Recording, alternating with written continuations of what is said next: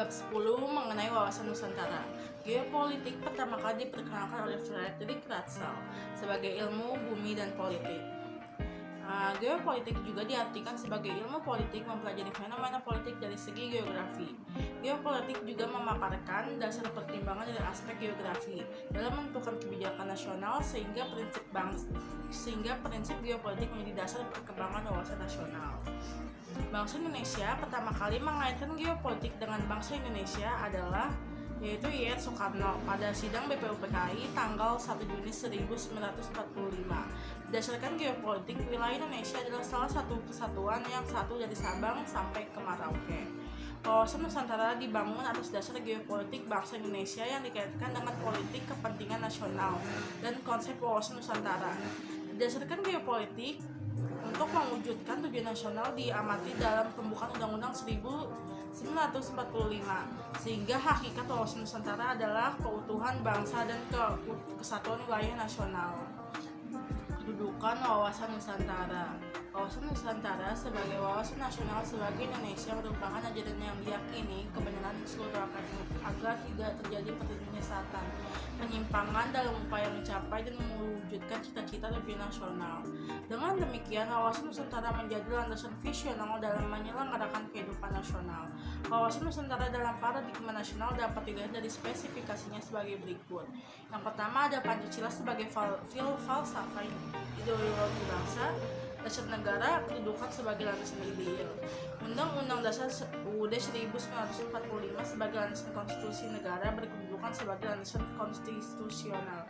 Wawasan Nusantara juga sebagai visi nasional berkedudukan sebagai landasan konsepsional. Ketahanan nasional sebagai konsepsi nasional berkedudukan sebagai landasan konsepsional. GBHN sebagai politik dan strategi nasional atau sebagai kebijakan dasar nasional berkedudukan sebagai landasan nasional operasional. Fungsi wawasan Nusantara. Wawasan Nusantara berfungsi sebagai pedoman, motivasi, dorongan, serta rambu-rambu dalam menentukan segala kebijakan, keputusan, tindakan, serta perbuatan bagi penyelenggara di negara di tingkat pusat ataupun daerah, maupun seluruh rakyat Indonesia dalam kehidupan bermasyarakat, berbangsa, dan bernegara. Latar belakang konsepsi wawasan Nusantara. Latar belakang yang mempengaruhi tumbuhnya konsepsi wawasan Nusantara adalah sebagai berikut. Ada aspek historis. Dari segi sejarah, bangsa Indonesia menginginkan menjadi bangsa yang satu dan wilayah yang utuh adalah karena alasan yang pertama, kita mengalami kehidupan sebagai bangsa yang terjajah dan terpecah. Kehidupan sebagai berbangsa terjajah adalah penderitaan, kesengsaraan, kemiskinan, dan kebodohan. Penjajahan juga menciptakan perpecahan dalam diri bangsa Indonesia. Yang kedua, kita pernah memiliki wilayah yang terpisah-pisah. Secara historis, wilayah Indonesia adalah wilayah bekas jajahan Belanda. Hingga Hindia Belanda masih terpisah-pisah berdasarkan ketentuan Ordonansi 1939, di mana laut teritorial Hindia Belanda adalah sejauh 3 mil. Urgensi dan teori geopolitik. Ada banyak teori dalam bidang geopolitik, salah satunya yang berpengaruh adalah teori panregionalisme. Teori ini berpandang bahwa negara merupakan suatu organisme yang memiliki kecerdasan intelektual serta memerlukan ruang hidup. Tak ada satupun negara yang dapat memiliki hidup mandiri secara mutlak, dikarenakan terdapat banyak keterbatasan serta tidak meratanya sumber daya alam. Setiap negara akan mengalami interdependensi atau keadaan saling membutuhkan. Teori ini pun berpandang bahwa satu bagian dunia relatif mempunyai persamaan dalam sifat-sifat geografis, kebudayaan, dan sebagainya dapat dipersatukan dalam satu kesatuan wilayah. Teori inilah yang digunakan oleh bangsa Jerman pada Perang Dunia ke-1. Kondisi nyata Indonesia. Ada beberapa jenis kondisi geografis bangsa Indonesia, yaitu kondisi fisik serta juga kondisi Indonesia ditinjau dari lokasinya. Kondisi fisik Indonesia mempengaruhi letak geografis, posisi silang, iklim, sumber daya alam, dan faktor-faktor sosial politik. Lokasi fisikal Indonesia berbedaan. Lokasi ini adalah faktor geopolitik utama yang mempengaruhi perpolitikan di Indonesia. Berdasarkan kondisi fisikal, negara Indonesia berada pada dua benua yang dihuni oleh berbagai bangsa dan memiliki karakteristik masing-masing, yaitu benua Asia dan Australia.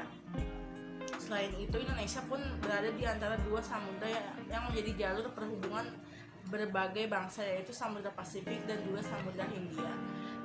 Peranan geopolitik. Hal ini berkaitan langsung dengan peranan-peranan geopolitik. Adapun peranan-peranan tersebut adalah yang pertama, berusaha menghubungkan kekuasaan negara dengan potensi alam yang tersedia. Yang kedua, menghubungkan kebijakan suatu pemerintahan dengan situasi dan kondisi alam. Yang ketiga, menentukan bentuk dan corak politik luar dalam negeri.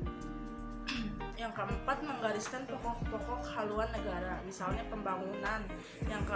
Yang kelima, ada berusaha untuk meningkatkan posisi kedudukan suatu negara berdasarkan teori sebagai organisme dan teori-teori geopolitik lainnya. Yang terakhir, dengan membenarkan tindakan-tindakan ekspansi yang dijalankan oleh suatu negara. Selanjutnya ada penerapan strategi. Strategi yang diterapkan ada strategi 1 sampai strategi 4. Strategi 1 ini dengan peningkatan pengelolaan geografi yang ada melampaui pemahaman intervensi, koordinasi, pengelolaan, penetapan, pemanfaatan sehingga dapat memberikan keuntungan di semua bidang kehidupan, penyelenggaraan pertahanan dan keamanan, meningkatkan ekonomi dan stabilitas nasional. Selanjutnya mampu meningkatkan bargaining position. Strategi 2, peningkatan implementasi peraturan perundang-undangan melalui inventarisasi, koordinasi, penyempurnaan peraturan perundang-undangan yang sudah tidak sesuai perbuatan peraturan perundang-undangan belum ada, sosialisasi, implementasi, pengawasan serta penindakan hukum hingga dapat dicapai kesamaan pola pikir. Pola sikap, tindak, memberikan keamanan, kelancaran, ketertiban, pelaksanaan kegiatan yang tumpang tindih bahkan saling mendukung. Strategi 3, dengan peningkatan rasa nasionalisme terhadap bangsa negara melalui pendidikan baik formal maupun non formal serta sosialisasi kepada seluruh masyarakat sehingga timbul kesadaran akan jati dirinya. Tumbuh dan berkembangnya rasa kebangsaan, tidak mementingkan kepentingan diri ataupun kelompok atau golongan, sehingga menumbuhkan kuat dan mantapnya persatuan dan kesatuan bangsa serta kesadaran akan bela negara. Strategi 4, peningkatan kualitas SDM melalui pendidikan dan latihan sehingga tumbuh dan berkembang kemanapun kemampuan profesional di bidangnya, mampu bersaing dengan tenaga asing atau dari luar, tingkat kehidupan kesejahteraan meningkat, tumbuh dan berkembangnya ketahuan diri masyarakat serta ketahanan nasional yang selanjutnya dapat diwujudkan stabilitas nasional, mantap, mau menyampaikan aspirasinya.